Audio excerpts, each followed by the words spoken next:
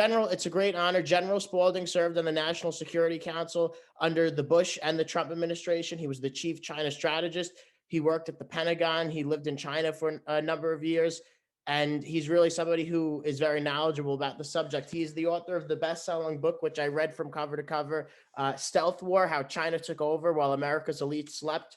And really it covers a lot of great topics that we're going to get into today. It covers 5G, it covers the Belt and Road Initiative, it covers China's economic espionage and warfare against the United States, their influence campaigns, both in big corporations and academia. So with that, General, thank you so much for joining us. It's really a great honor on behalf of all of us. We're really honored by this opportunity to speak to you today. Thank you. It's great to be talking to you. Look forward to the questions.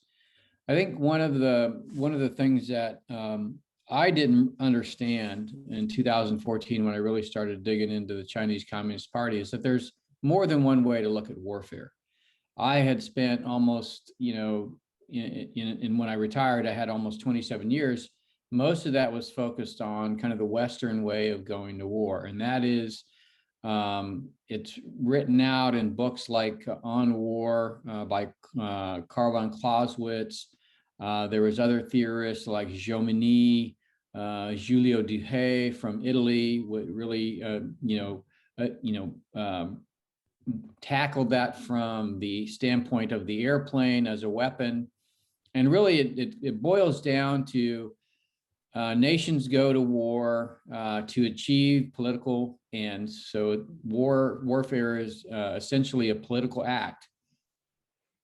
But war itself, the conduct of war is done to achieve that some political end. And so what Clausewitz is famous for saying is that war is politics by other means.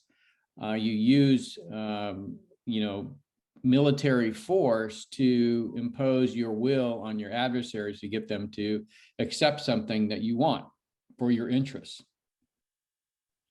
And this is the way I trained. I trained to fly B-2s, and I trained to use those airplanes to essentially take apart the defenses of a country, to allow other forces to come in, to basically slowly take away the independence and sovereignty of the leadership of the nation that would eventually force either the citizenry, the population, or through actual physical control of the territory, force them to capitulate. And I participated in some conflicts like Kosovo, which was done entirely from the air. Milosevic had a number of henchmen that were supporting him. Of course, we would say henchmen. I would say the Serbians would say that they were leaders of the country that were supporting Milosevic in his campaign to essentially exterminate the Kosovars. And I'm sure that the Serbians would have a different representation, but essentially our job was to get them to stop killing Kosovars. And we did that through the air, and we did that by taking out the assets of the leaders who were supporting Milosevic, to the point where they said, Milosevic, you have to go. And he was, brought up on war crimes. In Iraq, we physically invaded and took over territory and deposed Saddam Hussein, and that's been done in other conflicts before.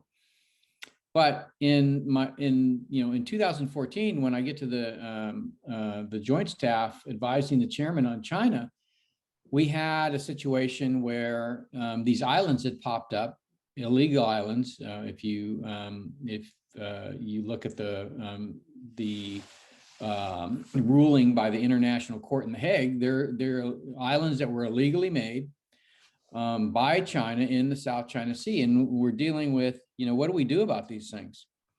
Well, at the same time, I just spent a year in New York at the Council on Foreign Relations as a senior military fellow, and I had made a lot of friends and relations, networking there, through industry leaders, financial leaders, and a lot of business people that helped me understand a completely different way of, thinking about the world financially, economically, trade, and so it was, while I was focused on, what we're going to do about the islands in the South China Sea, that, a presentation showed up on my desk in the fall of 2014, not on my desk, in my email. I opened it up and looked at a report that was showing, company after company that had come under duress and come under some kind of economic attack. One example I talk about, I think in the book, is a chemical company that was in year 4 of a 5-year arc to IPO.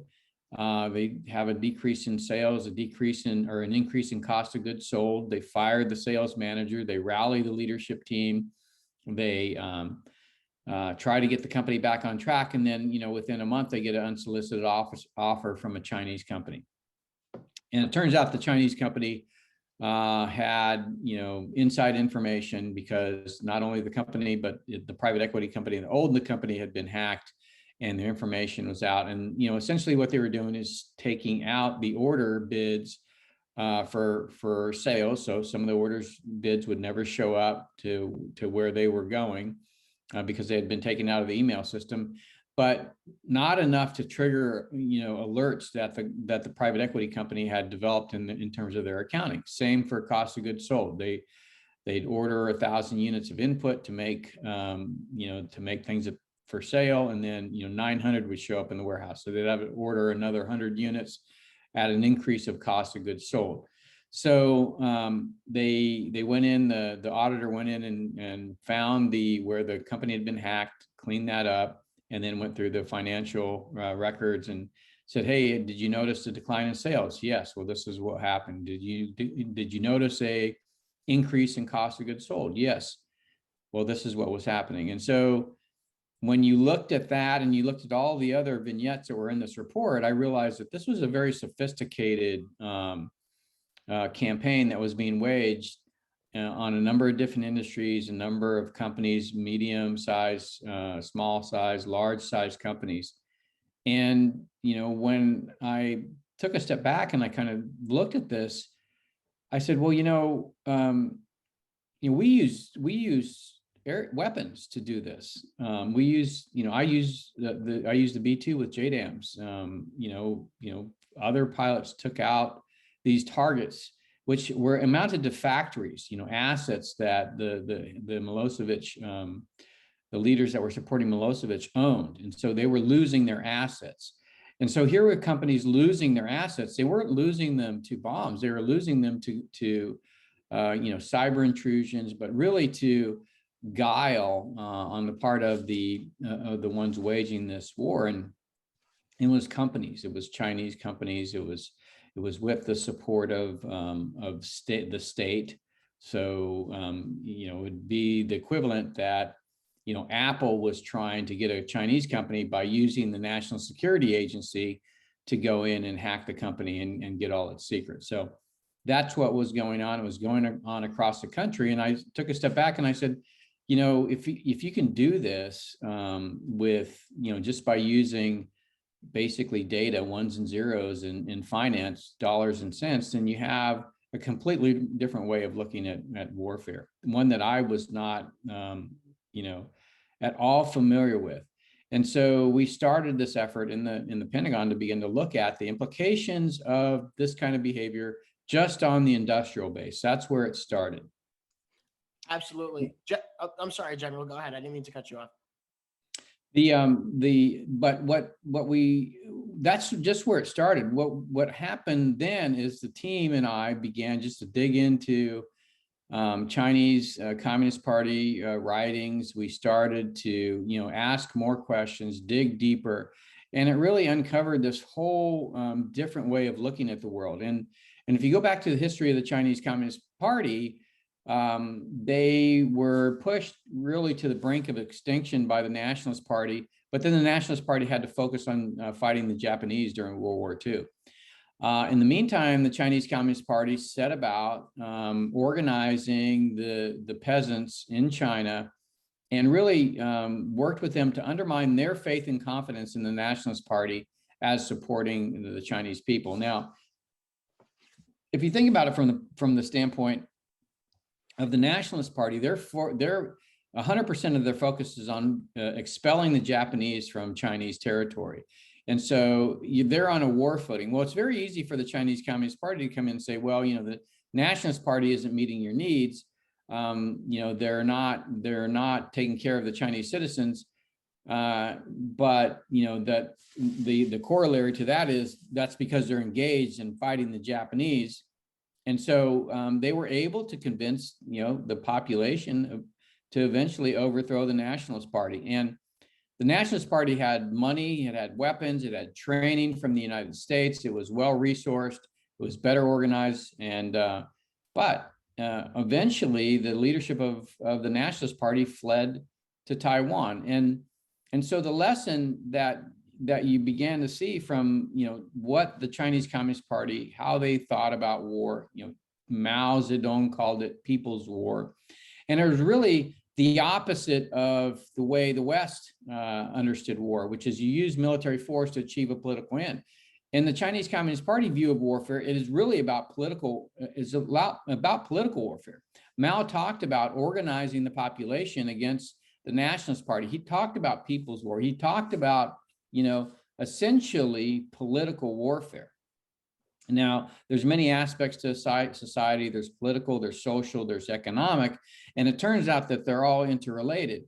And it also turns out that at the end of the Cold War, there was this overwhelming sense of peace and a willingness on the part of the United States and other democracies to open up their borders, to open up their economies, to open up their societies and open up their political systems to enable those nations, particularly those that were under the control of the Soviet Union, but others, to allow them to grow economically, to prosper. And the idea essentially was this: if countries economically prosper, then they will liberalize politically. And that was indeed the way that we viewed China. And so as we begin to work further and further on that, we began to understand it's not only just impacted America's industrial base, where we've lost over 70,000 factories, millions of manufacturing jobs.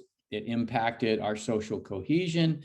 It's impacted our academic system. It's impacted our political system. It's impacted our financial system. It's impacted our alliance system.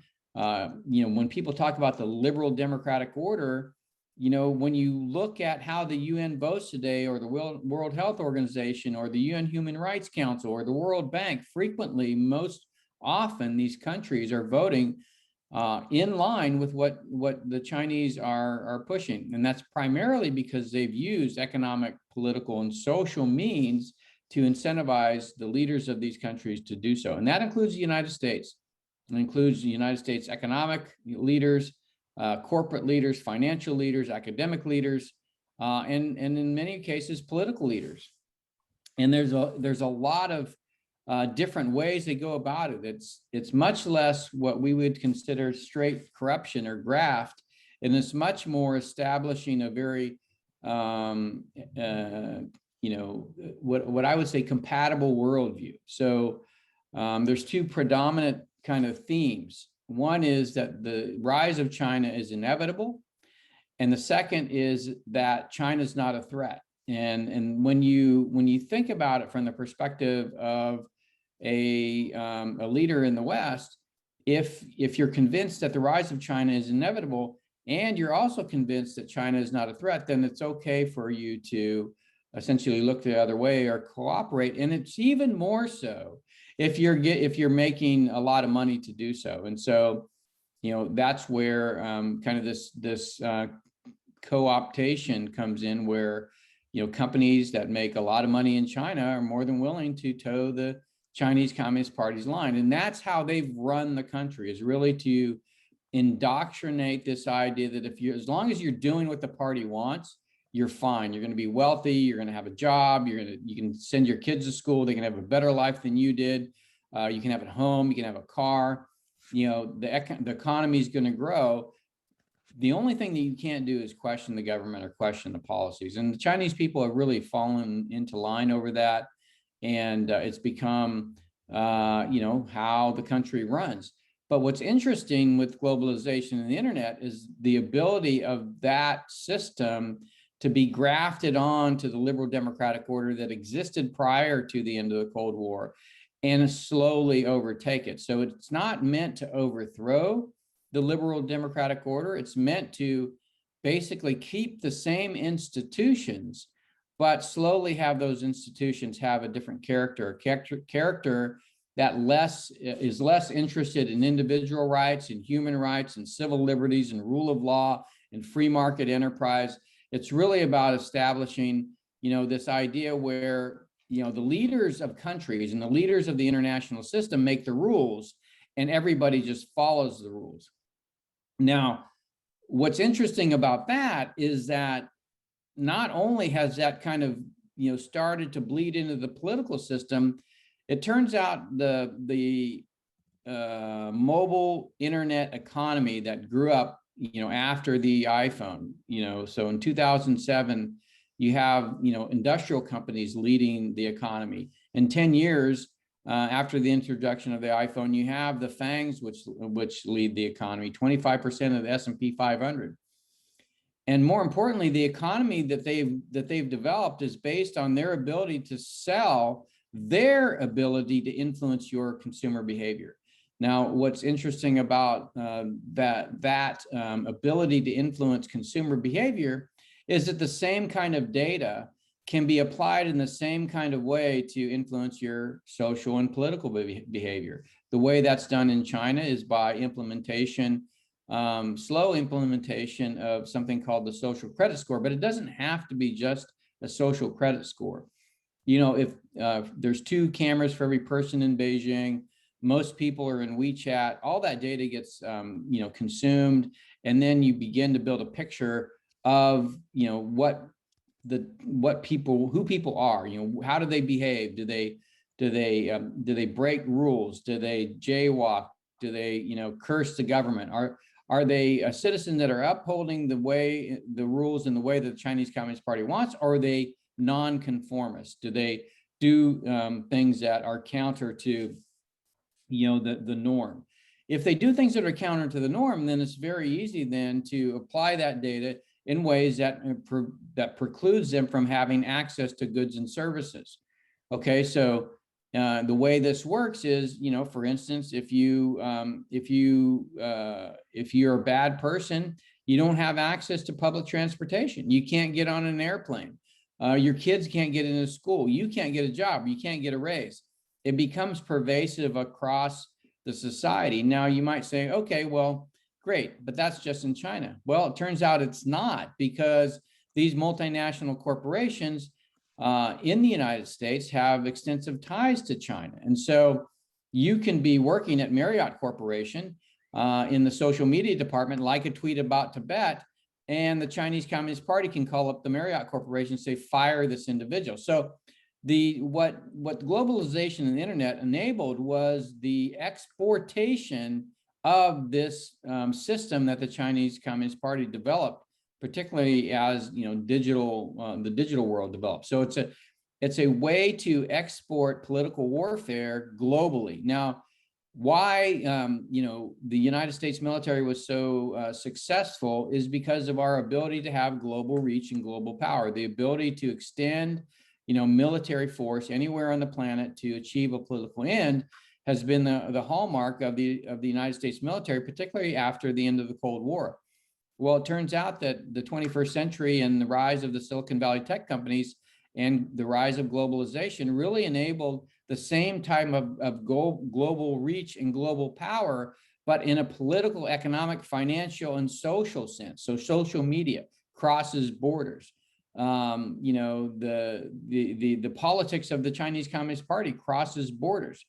They survey the 50 states and they look at the orientation. Is it pro-China? Is it anti-China? Is it neutral? And then they design political campaigns for each of the states that enable the Chinese Communist Party to begin to slowly move these states into their corner. So what the book is about is explaining how this works, from a person that has trained and studied warfare and was quite frankly shocked about how little I understood about how successful political, economic, financial, social warfare could be in the 21st century. So I think that's the theme of the book. That's what I write about. I'm happy to discuss and take questions and hear what you have to say. Absolutely, General. Thank you so much for that speech. So I'll ask a few questions first, but if you want to ask a question to get in line, please use the raise my hand function and we'll call on you.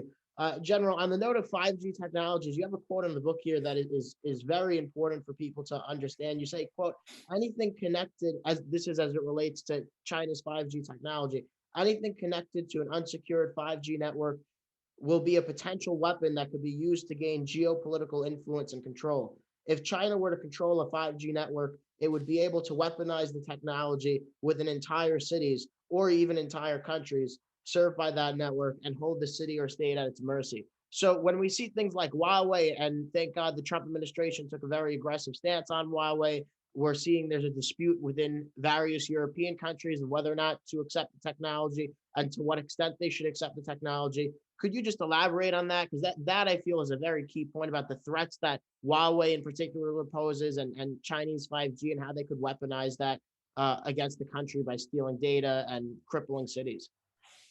Yeah, so I wrote a report on 5G when I was at the White House. It actually was leaked to the media. It was leaked on behalf of the telecom industry, who had White House insiders leak the document because they didn't like the fact that I was writing about the opportunities and challenges with regard to 5G. And you can read that online. It's, if you Google, my name and Axios 5G, it was an article that came out in 2000, I think it was 2018, very early in 2018. And essentially, if you think about a hyper-connected world, and there were elements of this in 2017 when I was a senior defense official in Beijing that you could see. In 2017, you could order food from a restaurant from your phone, say a WeChat, say an app inside WeChat, and then go into the restaurant, and the camera would do facial recognition, and the server would hand you your food and greet you by name.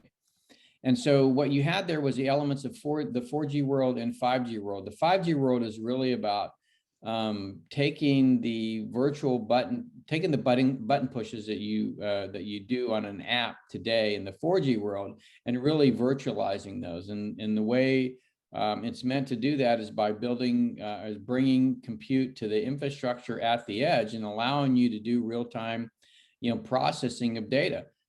Facial recognition for point of sale transactions. So rather than going into a restaurant and telling a waiter you want food, you just speak into a camera and the food shows up. Same thing, you walk outside and say, hey, I'd like an Uber.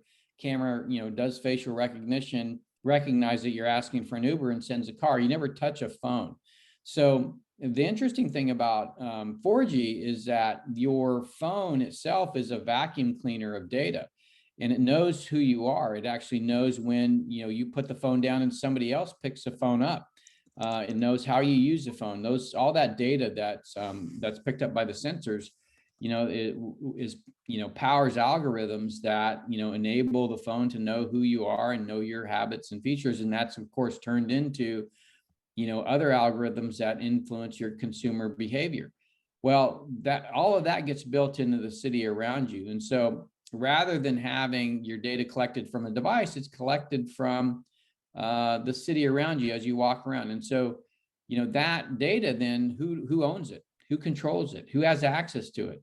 Well, in the world today, part of the problem that I had with going after Huawei is that both Ericsson and Nokia have 10,000 Chinese employees and have their equipment manufactured and deployed in China. And so when you look at where the telecom industry has gone, it's gone the same way as many of the other industries that no longer are centered in the West. And that is that the Chinese holds great sway over the technology, the standards, the patents with regard to that technology, particularly in 5G. And so why do they do that?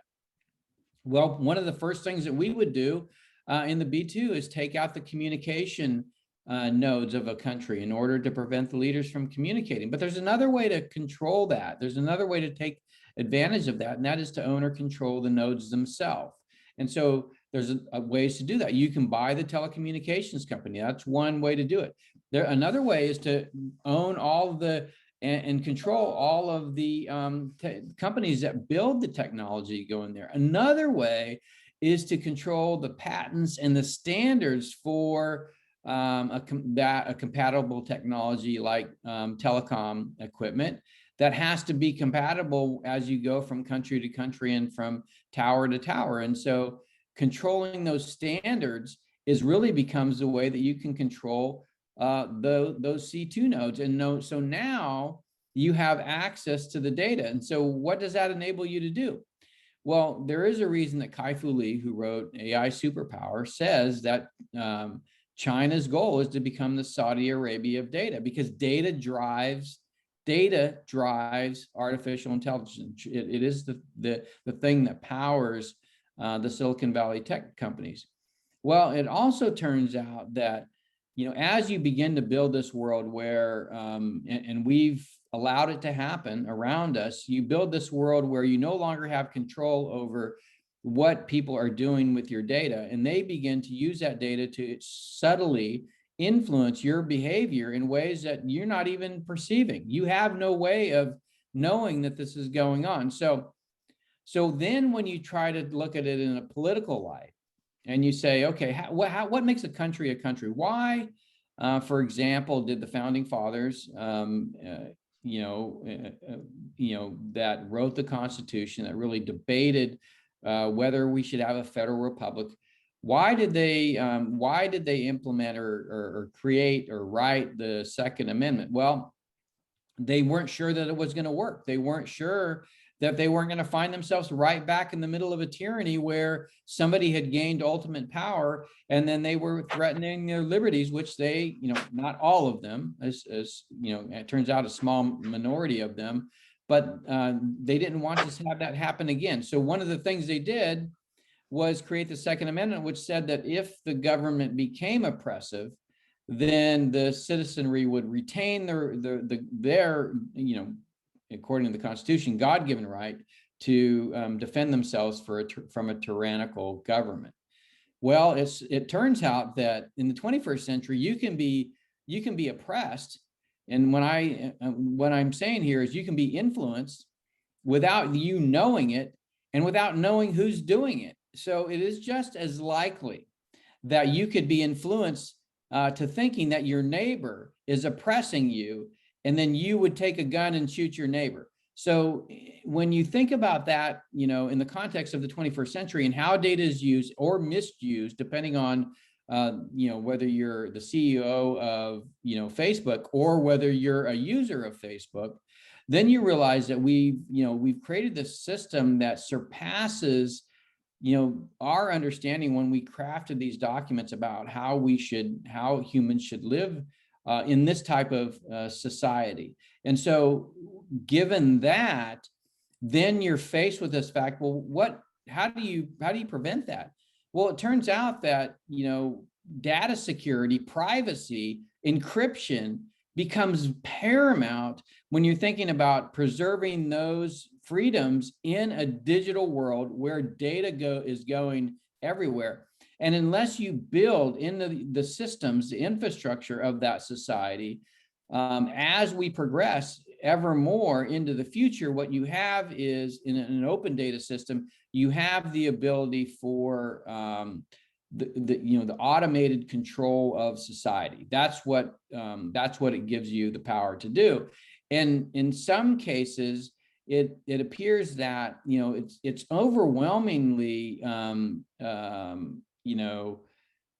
desirable for leaders to be able to use that data in ways that are counter to what we would consider to be, liberties that we keep, that the Constitution doesn't bestow on us, that we don't give up to the federal government or give up to state government. So this is the kind of the heart of the issue and why 5G is so important. It's not about radios, zapping you and giving you, boiling your guts or it's not about Huawei. It's really about what's happening with data, and it's going away from the smartphone. It's going into the city itself that begins to track you. And then you have absolutely no control on where that data goes. And then slowly, your behavior begins to dictate the trajectory of your life. Can you get into a good school? Can you get a job? Well, guess what? The city's been watching you, and the city doesn't really agree with the way you live your life. So you're going to have a hard time buying things. You're going to have a hard time, really fitting into society, because society can determine when you can have access to goods and services. Absolutely, General. And you do a great job showing and demonstrating in the book that Chinese companies are not separate from the People's Republic of China, the government, and the Chinese Communist Party. They're totally beholden to them. So even though Huawei is, quote unquote, viewed as a private company, it can't be that simple as just, supporting free trade and this is business and this is wonderful, because there's ties to the PLA, there's ties to the Chinese government. And by turning over our data to this company, we would be turning over our data to the CCP as well, which we know they weaponize against their own people and would weaponize against us. So I do have more questions, but I want to turn to the audience a little bit. So first, we're going to go to Bob Platt, who is a Cornell alumni and an accomplished Cornell alumni and very involved still in the campus community. So Bob, thank you. Where's yours? I apologize, I haven't read your book, but there are three. That's not the way to start, Bob. but I start up from a position of honesty. There are three places where people who care about higher education and so on, and the production of knowledge would see the potential interference of China. One is these so-called Confucius institutions, which are clearly labeled, sort of like almost like a campus embassy from China to influence the campus. The second one is, at least here at Cornell, we've had proposals for dual degree programs with Chinese universities, which I understand are very controlled by the Chinese party. And the third one I'd really like to hear you comment on is, there are a lot of people at Cornell and elsewhere who are very involved in Wikipedia, which are these open source mass hives of people sort of gathering, presenting and shading knowledge. And recently, I think more and more people see that Wikipedia tends to be skewed away from the liberal tradition. So how do you see those three types of activities playing into your overall scenario? They're actually related, and it's a very good question. Consequently, there is in the Confucius Analects. So it's funny, that the Chinese Communist Party uses Confucius Institute, which, by the way, are funded by the United Front Work Group, which is basically the propaganda arm of the Chinese Communist Party. But it is interesting to note that Confucius himself, when asked what would be the first thing that you would do if made emperor, in the Analects, he says, I would rectify the names. And really, this gets to the heart of what the Chinese Communist Party believes. And they believe that they control the narrative completely, that they can control your perceptions. It turns out it's absolutely correct. And in fact, there's a good, and they do this, by the way, from kindergarten all the way through university. And then they reinforce it with media and social media and, control of social media. But it turns out that, there's a good reporter at the New York Times, Li Yuan, who writes an article about this. I think it's something like, Chinese, it's Chinese Communist Party in the age of Instagram or something like that. But she talks about the fact that, when she came to the United States, when somebody said Taiwan, she had an immediate reaction. She immediately got angry and said, that's Chinese territory. And it took her a while to realize, to question, why did she have this reaction? And so she goes through in this article and discusses the deprogramming that she had herself had to go through in order to release this habits that had been built up in her over her life of living in China. Now she compares this to a book that she had read about a girl who had been kidnapped as a child and held in utter captivity by this fringe group in Utah, and really had this very skewed view of the world that was based on her captivity. And she talks about in this book the process she has to go to deprogram herself. And so Li Yuan sees in this character of this book the similarity in what she had to go through to get through it. And so all of those things the Chinese Communist Party looks at and tries to create and curate a narrative that only gives you one side of the story. The terrible thing that you may have recognized is that when it comes right down to it, there's 5 companies in the United States that really have control over most of the media in the country, and most of the media in the country kind of consistently does the same thing. It basically walks you down a path where you have a certain view of the world that really doesn't enable or allow for any kind of questioning. And you think about what's happened in our university system, there's also been this slow erosion of this ability to have frank and open dialogue. I witnessed it myself going through my PhD program. I just basically decided I'm not going to speak up because, it would not behoove me to get through my program if I did. If I had any kind of disagreement whatsoever, you couldn't have an honest discussion. Now, when I started in school back in grade school, I was taught that education was a way that we debated issues, and it was a place for freedom of thought where you could basically challenge each other in a non-confrontational environment where you could explore different ways of looking at an issue without worry about being threatened in any way. And in fact, the whole tenure program for professors is based on this idea of academic freedom. But what you have, really since, I don't know when it started, probably the 60s, 70s, but there's a slow regression in our ability to have free and open thought in the university system. And the Chinese Communist Party love that. It's exactly the model that they're looking for. So they just help kind of push that along and encourage it. When they say things like, well, if you criticize the Chinese Communist Party, you're xenophobic, you're racist, it becomes part of the narrative, and it really fits right into what they're doing. They haven't created the problem here. They've helped kind of push it along, but they're certainly a part of it, and it actually fits their method of going to war by actually just helping that process.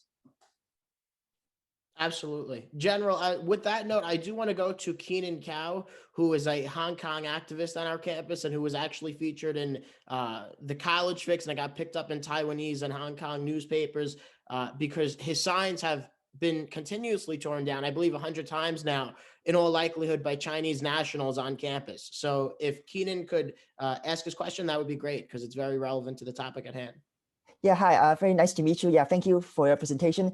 So I'm Keenan. So as Joe has said, I'm from Hong Kong. And since around September 2019, I've been putting up sticky notes that says "Fight for Freedom, Stand Up Hong Kong," and like other posters supporting the Hong Kong protests around campus. And for many times, like for the sticky notes, 100 times in total, and especially, and like many of the posters as well, they have been torn down very frequently. And I highly suspect they are done by people who support the Chinese Communist Party, who cannot accept like us having freedom of speech and want to squelch our freedom of speech as much as possible to shut us up from speaking up against the Chinese Communist Party. And I think like I would like to know like how much you know about like whether these like attempts to shut up freedom of speech in U.S. campuses are like whether they are done by Chinese students personally, or are they like funded and like ordered by Chinese embassies and the Chinese government in behind? Yes, no, a good question. And if you go back to what I was talking about with Li Yuan, there could be, you know, purposely, you know, people sent out to do that, but more probable is that it is actual Chinese nationals who basically believe what the Chinese Communist Party has told them about the people of Hong Kong, which are renegades, they're terrorists, you know, they're attacking the nation of China.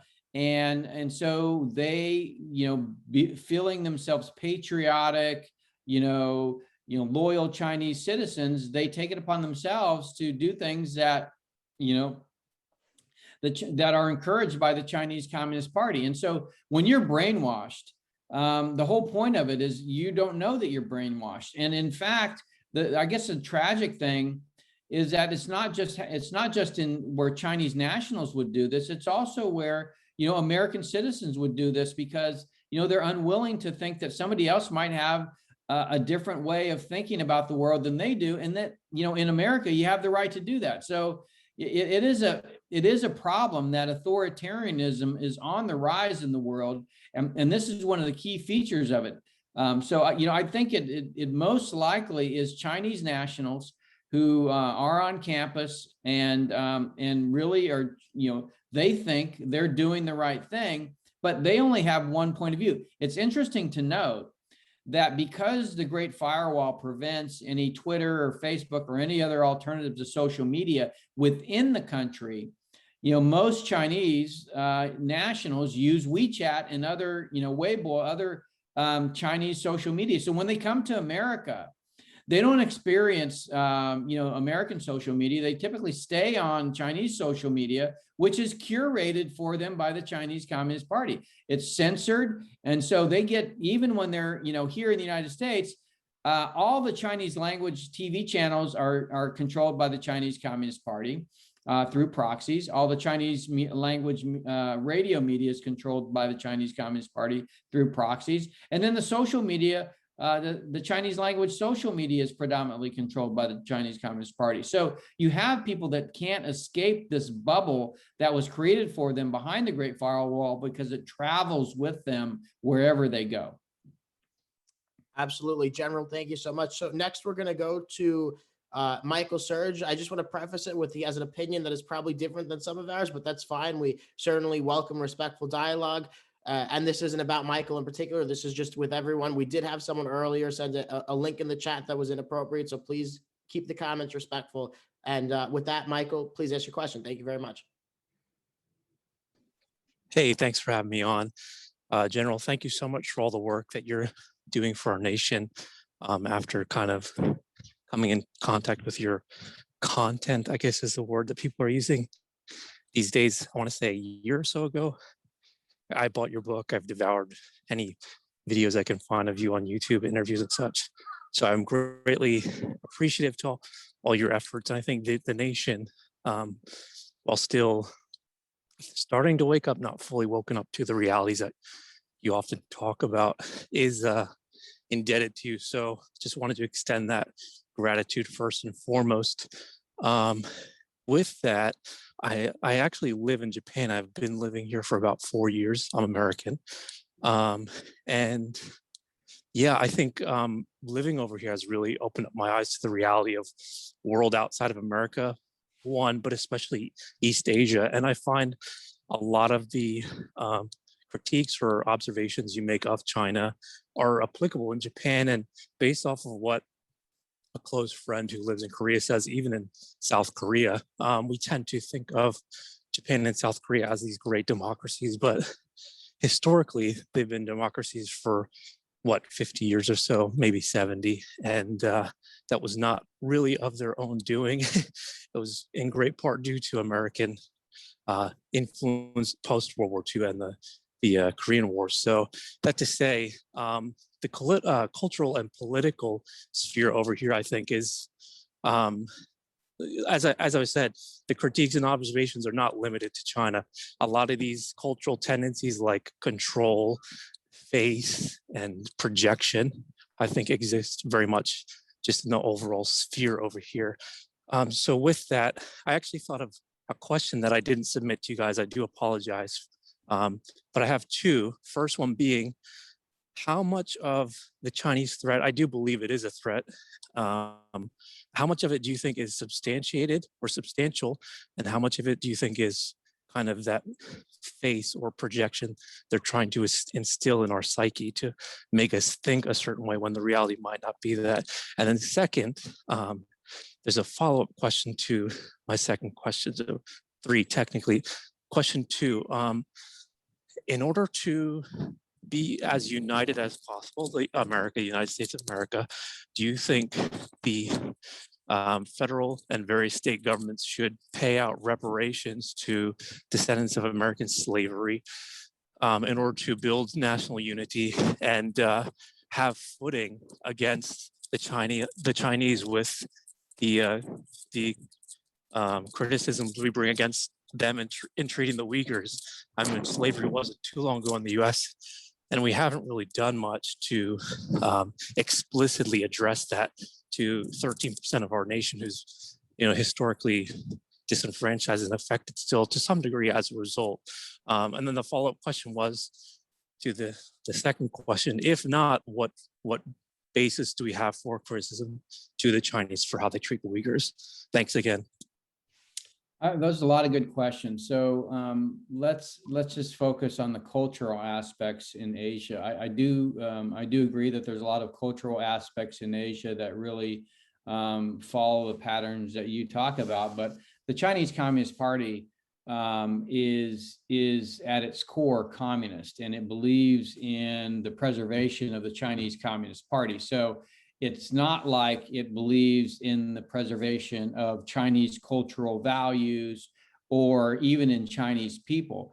It believes in the preservation of the Chinese Communist Party. So it exists to essentially enrich the leaders of the Chinese Communist Party and to maintain their status in the country. And so, I guess you could say that, maybe if it weren't for the Chinese Communist Party, they may have a similar authoritarian system, but I doubt it would be the same system, and I doubt it would be, as brutal as the Chinese Communist Party rules China currently. So it is a Marxist-Leninist party.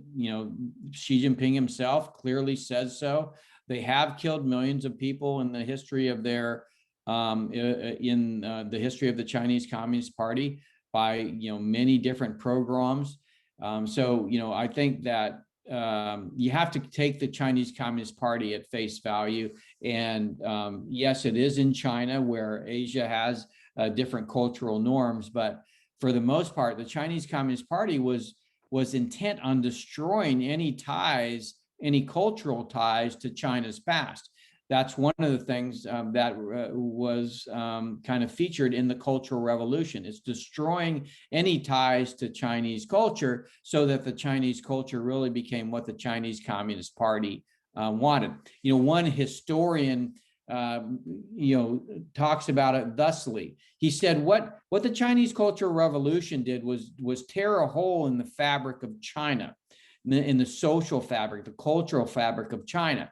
And in that hole, they replaced the cultures and norms of the Chinese people with this sense of vengeance. And that became the century of humiliation. And so what the Chinese Communist Party sought to do was take away any ties to the past and really fill that with a sense of vengeance for the things that the West had done to them.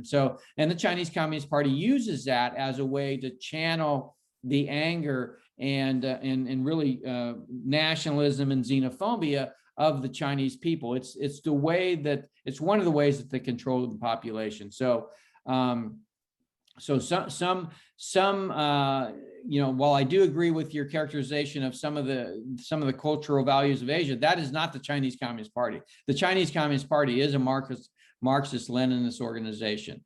In terms of thinking about reparations and the United States, this is the way I think about what America is today, where I think it could stand to be better. So when you look at the two systems, you look at the Chinese system, what you have in China is a system where you do not have equality under the law. the Chinese Communist Party says what the law is. It is arbitrary and capricious. It is what the Chinese Communist Party deems it should be. In the United States, particularly since the introduction of the Civil Rights Act, you have equality under the law. In fact, when you read the law, it is instantiated in the law of the United States that we have equality of under the law. Now, do we have differences in terms of individual cases where equality doesn't exist because of human failings? Yes, but the law being the kind of the way our country is oriented, rule of law is basically says we abide by the law. And if people are abiding by the law and not using their own personal preferences, then you can say that the United States has equality under the law. Okay, so one country doesn't have equality under the law, the other country does. One has rule by law, the other has rule of law. Now look at the social contract for the Chinese Communist Party to maintain legitimacy and to prevent the 1.4 billion Chinese from overthrowing them. And what you find is that China actually has a lot of economic opportunity. So they don't have equality under the law, but they do have economic opportunity. And most of this is oriented around access to capital. You can get money to start a business. You can get money to grow your business. It's actually quite easy to get money in China for a business. And so access to capital, which is defined as economic opportunity, is actually quite easy. And because the Chinese Communist Party works very hard at controlling the production, the means of production for the world, that means you have a lot of opportunity for jobs. So by and large, Chinese people don't have equality under the law, but they do have economic opportunity. Well, what happened after the Chinese Communist Party entered the WTO? What you had was the destruction of economic productivity in the United States. So you used to have tens of thousands, over 70,000 factories that used to be in the United States, most of them in small communities that employed millions of people. And each of those millions of people in manufacturing jobs, really created 4 other jobs in the surrounding economy. And so, these were people that supported the employees that were working in factories. I was in a factory town, in a factory actually in central Pennsylvania, almost 2 years ago now, where the factory closed overnight. It had about $170 million in annual sales. That meant almost $1 billion in economic activity. 1,000 employees. That means 1,000 families.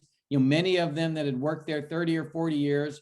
The county itself had a population of 20,000. So here was $1 billion in economic activity and 1,000 families in this county of 20,000 that was basically ripped out of the system, just overnight. And what you had is this going on across the United States for the last 30 years.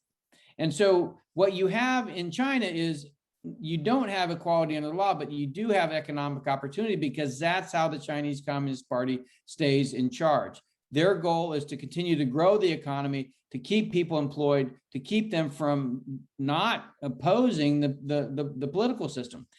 In the United States, we have equality under the law, but we don't have economic opportunity because by and large, we've shifted the means of production out of the United States and shifted the source of many of the jobs, particularly of the lower middle class, that had been the way that, usually a person would come into the country and get a job in one of these factories. And that's how they would raise their kids. And they would create opportunities for these people where they would have a home, they would have a better life for their kids. So when you think about the plight of whether it's the blacks in America or whether it's immigrants that come into America, and really what we would consider to be disenfranchised people, they're disenfranchised not because of race in our system. They're disenfranchised because they don't have economic opportunity, which I equate to access to jobs and access to capital. And so if we're going to restore the promise of America, then actually having economic opportunity, which equates to access to capital and access to jobs, is a key feature of our society. And that's one, quite frankly, that our politicians have abandoned for the last 30 years. So you are correct. There are a lot of disenfranchised people in the United States, but the most important color that creates that disenfranchisement is the color of green. It's the color of money. And it's the access to capital that really has regressed over the last 30 years in this country and really made it not the promise that it once was. And I think to restore that promise, we have to restore the ability to have economic opportunity. One of the things that we have in this country is a problem with allowing for people to come into the country illegally, that then put pressure on those same disenfranchised people without opportunities and decreasing their wages.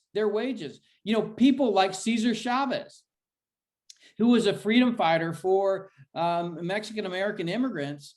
He fought against having, people coming into the country illegally because they were putting downward pressure on the wages of farm workers. Cesar Chavez was a huge, huge figure in the Democratic Party.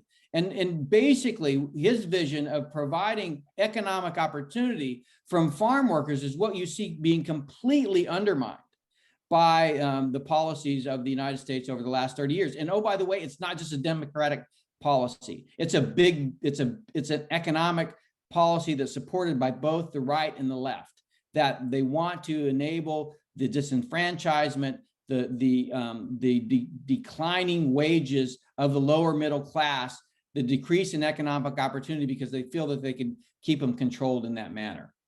Absolutely. And General, that's why I enjoyed your book. Thank you. You talked about the China shock, which was an academic paper. You talk about unrestricted warfare as it relates to economic espionage. You really bring in a lot of outside sources, and it's really well cited and really brings in a lot of great information. I want to echo what you said also about there being no equivalency between the United States and the United States in 2021 and China and its treatment of the Uyghurs. The United States was a country that was founded on the principles of individual liberty and prosperity and opportunity. And even if we haven't always lived up to that in our past, the Chinese Communist Party and its regime, the People's Republic of China, was really founded on the bodies of tens of millions of people that they killed to rise to power. There was never notions of individual liberty or justice. And today there's 2 million Uyghurs in concentration camps in Xinjiang. So there's really no equivalency between America today and China. I get that. I'm more asking because the Chinese don't care, and they're not going to use that logic when they accuse us of hypocrisy. That's all I'm trying to get at. No, I understand. I just wanted to address it. We are limited on time here. We have 1 minute till 9 o'clock. General, are you okay? Because I see we still have a couple more questions. Are you okay with staying on another 5 to 10 minutes? Sure. Just want to respect your time. Okay, great. So with that, we'll go to, and I guess I have a rapid fire question, just a quick response of what you think of it, and then we'll move on to other questions because I don't want to take up too much of the time. But I'm curious what your thoughts were on what happened this past week with Biden's United Nations ambassador saying that to the point that was raised earlier, saying that the American Constitution was a document that was founded with systemic racism. How do you think that undermines us? Like, to what extent does that damage us on the world stage? Because then you see things like what happened in Askren in Alaska, where the Chinese diplomats come here and say, you're racist, you have systemic racism. And when you have the Biden administration echoing those same messages, to what extent do you think that undermines us and our credibility? Well, I'm less concerned about how we're undermining ourselves in the face of, international, partners and allies. I'm more concerned about what Americans actually think of, America as an idea. If you believe that America is fundamentally a racist, repressive society, and that in order to fix America, you must basically force conformity on one ideology or enforce one way of thinking about the world, and you must basically reject liberty and civil rights and human rights and really independence and the value of the individual. Then I see that we're going down the path, the same path that China has gone down. And so I believe in individual liberty. I think that's a center point of the American Constitution. Slavery, while reprehensible, is not and has been demonstrated to be not compatible with the vision of the drafters of the Constitution. Otherwise, there would not be such a path for people like that to emerge and actually have equality under the law through the Civil Rights Act. So we have gone through a process according to the law, in rule by law, led and guided by the Constitution, which does say that all men are created equal, and has really, over time proved out that the document itself was true to its creed, and that is that we actually move ever forward towards that better future. And I think that's the nature of the country. And there's a lot of bad in this world, but I don't think the Constitution is bad. And I don't think that Americans are fundamentally bad. And I don't think America is fundamentally racist. I think America is probably one of the best places to be on the planet. And I'm reminded, by the way, of listening to a Vietnam veteran who had been a prisoner in the Hanoi Hilton. So had spent 6 or 7 years in Hanoi, suffered greatly because he was tortured.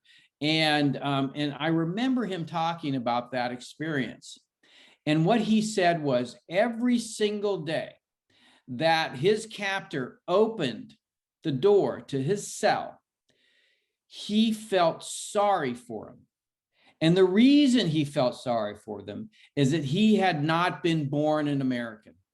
And that because he was born an American, that he could look forward to freedom eventually. And that he had truly known freedom.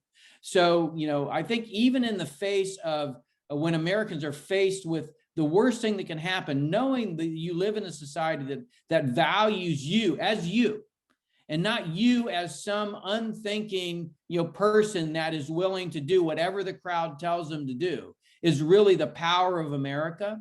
And that's what I fear is being torn down by our leaders, is the spirit of what it means to be an American. I don't care what, the UK or France or Germany thinks about us. It's what Americans think about ourselves is what's important. Certainly, General. I greatly appreciate that, and I agree wholeheartedly. Let's go, and if you guys could ask your questions, I don't want to say rapid fire, but we do want to respect the General's time. So Caden's been waiting a long time. We're going to go to Caden, and then we're going to go to Samuel Chesler. Thank you, General, for your talk, and Joe, I'll try and be succinct. So how do you think that as a country, how do you think we should go about detangling ourselves from Chinese control? Because it seems like it pervades almost all of our institutions.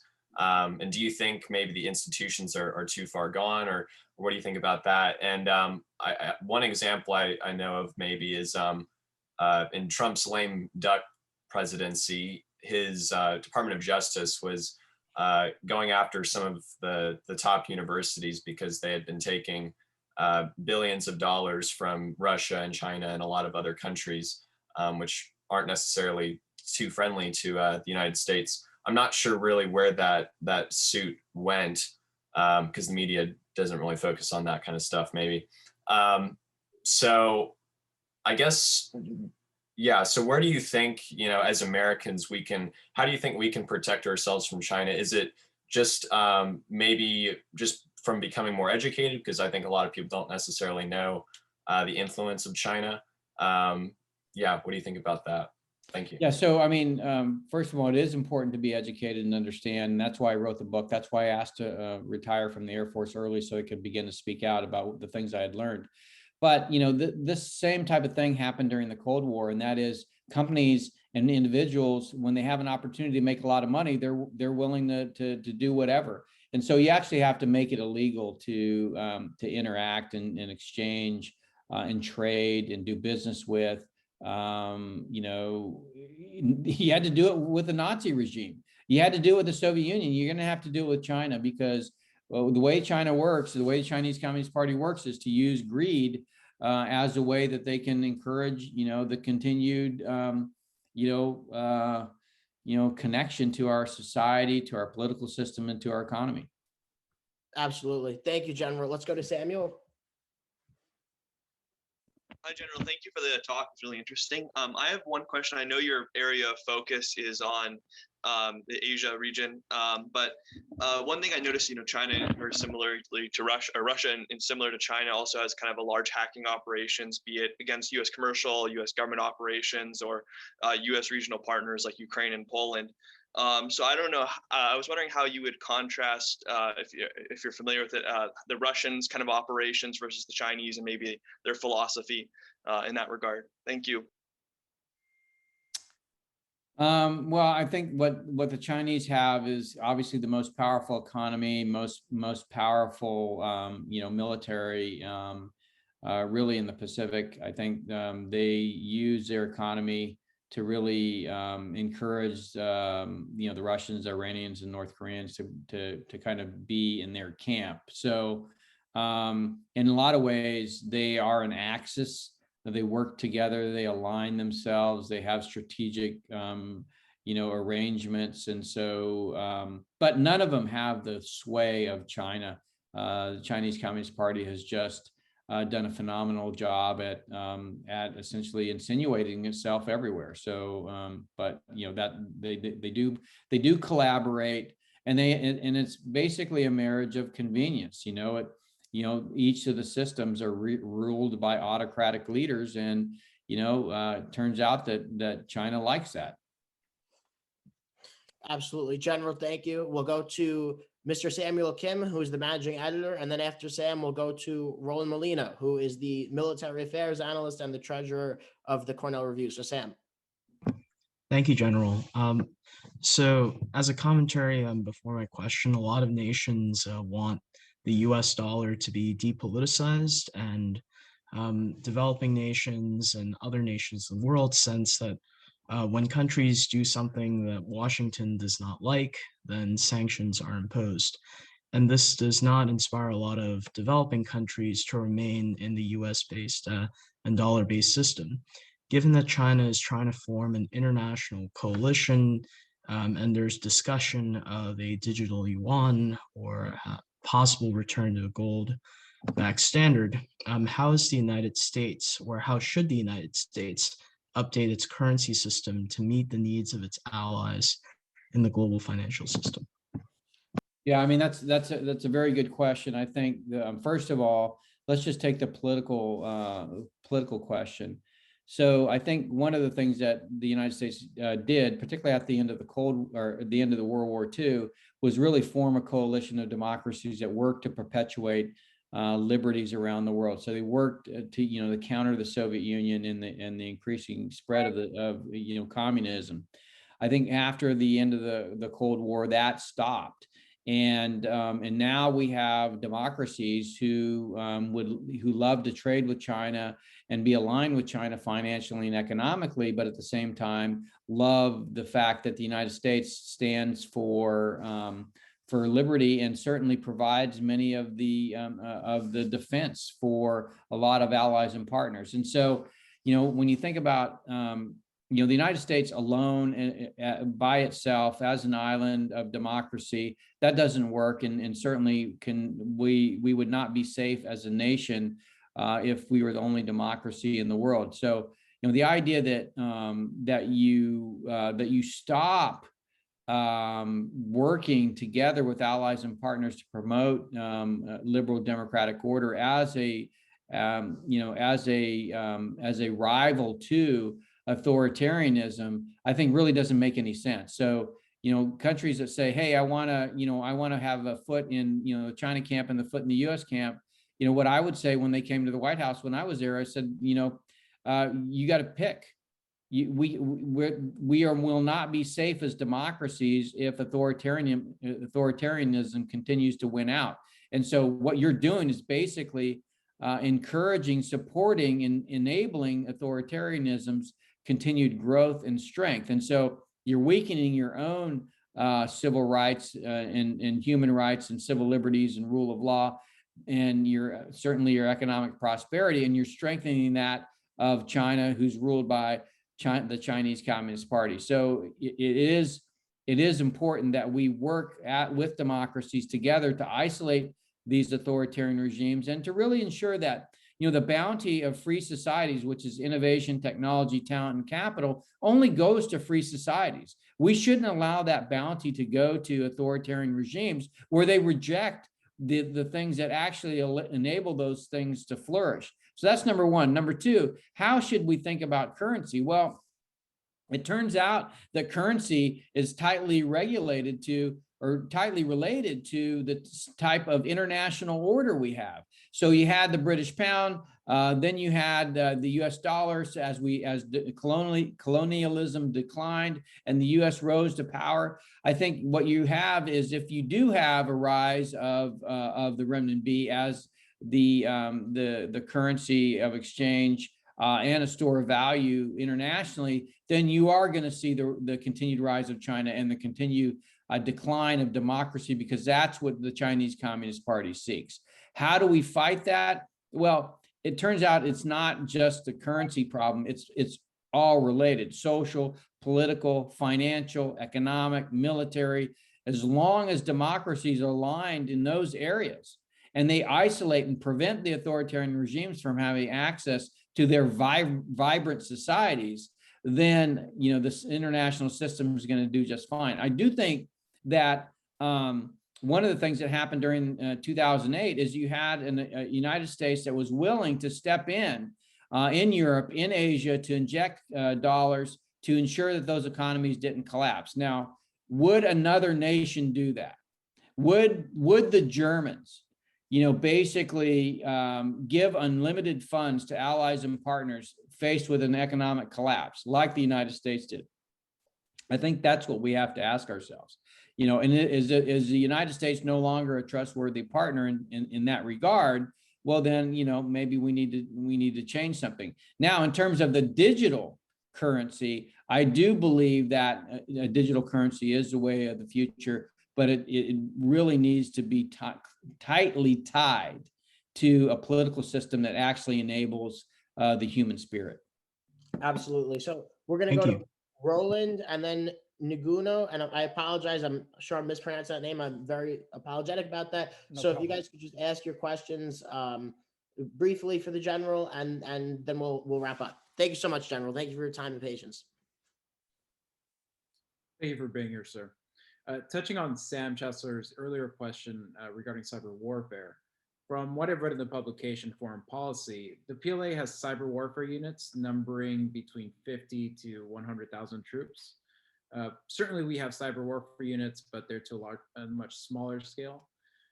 Can the US or even the West as a whole raise similar units to combat Chinese influence across the internet? And when it comes to social media, is it even ethical for the West to take part in such warfare? So, let's take your first question. I think the way that the United States looks at cyber warriors is in support of a military operation. And so part of the problem is that we see there's peacetime and wartime. That's the way we look at it. The Chinese Chinese Communist Party doesn't distinguish. There is no peacetime, wartime. It's always competition, always war, all the time. And so their cyber warriors are fighting a war. Ours are basically waiting for a war to start, in which case they will start to do their thing. Now, you asked another question: can we counter the influence? Well, it actually turns out that if you want to counter influence in a democracy, you have to know what influence is happening. That means you have to have access to the data that's coming from outside your borders and the way that influence is happening. It turns out that our intelligence community doesn't have the legal authority to do that. They are not permitted to collect data on Americans. And so it becomes very hard for a democracy to protect itself from outside undue influence. Now, I was in Taiwan, monitoring elections last January, and the way they had done it is they'd essentially created a couple of non-governmental organizations that were dedicated to fact-finding, to basically correcting the record, and were working diligently to help counter Chinese influence campaigns within Taiwan. And then the government itself had a policy, I think within 24 hours, to answer any fake disinfluence or fake influence that was happening in social media in the country. But the fact remains that we don't clearly right now have a good way of preventing that. Now, my view was we need to lock down the internet for democracies and just prevent, the use of that data by encrypting it. So, if you remember San Bernardino, this fight between the FBI and Apple. FBI wanted Apple to give them the backdoor to Apple, and Apple said, no, I'm not going to do that. It turns out that I think that in order to preserve democracy, that Apple's actually right in this case. We can't give the government or anybody else the ability to arbitrarily have anyone's data and kind of rewind their life in a DVR. It's not conducive to democratic principles. So we have to figure out a way to enable people to have encryption, to be able to own their own data, control it, be private, but at the same time allow, authorities to, when they need to get a warrant. But it's a very fine line.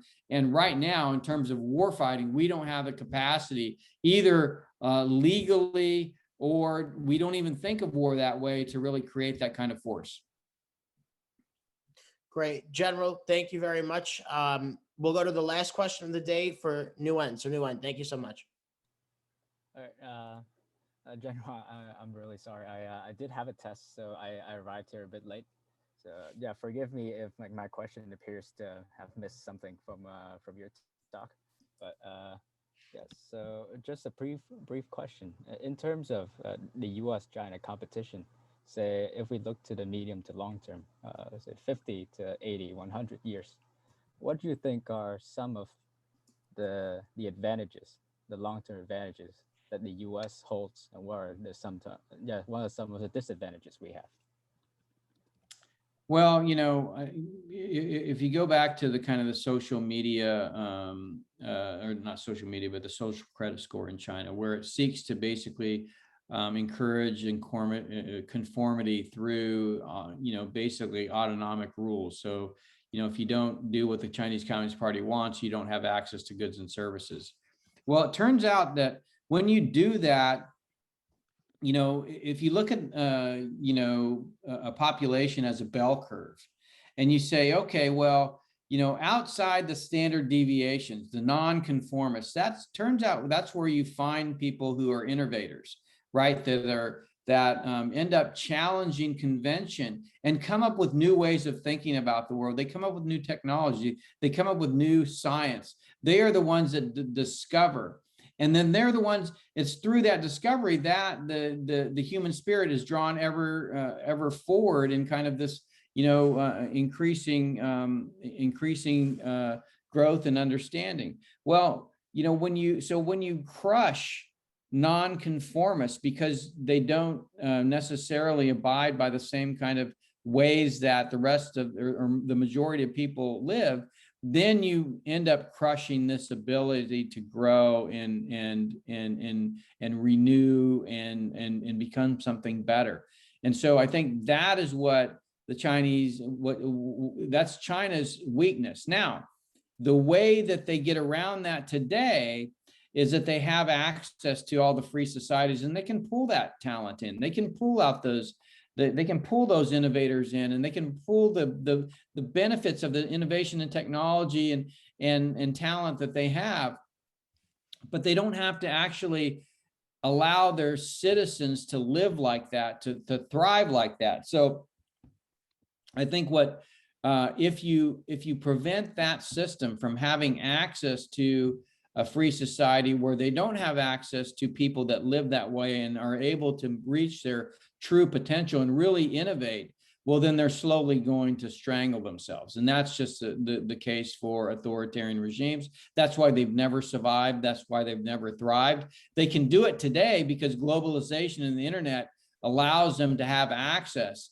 to the innovation, technology, talent, and capital that comes from free societies. But if they're isolated and they're forced to stand on their own, you're going to see eventual demise of the Chinese Communist Party. Absolutely. Well, General, we just sent actually the link to your book. So it's on Amazon. You could buy it, Stealth War, How China Took Over While America's Elite Slept. And really such an honor. You're very knowledgeable on this. The second I picked up your book and read it, I actually bought your book because I wanted to get a more balanced perspective, because in some classes that I'm taking as it relates to either international relations or China, I felt that there's a more orthodox approach, the one that has been taken for the past couple of decades. And I was looking, I said, I think there's a little more to the story. And I came across your book. I really enjoyed it. And there's so much that we didn't get to talk about. So I hope we could stay in touch and have you on again in the future. You wrote in the book about the sort of like myth of this boom in China and its economy with regard to real estate. You wrote a lot about the fact that our pensions are funding these Chinese military companies. So there's so much knowledge and content in the book. I highly recommend it. We didn't get to discuss all of it tonight, but we did get into a lot. And I personally really enjoyed it. General, what are your social media coordinates? As Steve Bannon would say, where could people find you on social media? Yeah, so I'm at Robert_Spalding on Twitter. I have Instagram and YouTube. GeneralSpalding.com is my website. So yeah. Awesome. General, a great honor. Thank you so much. Thank you. It was great talking to you all.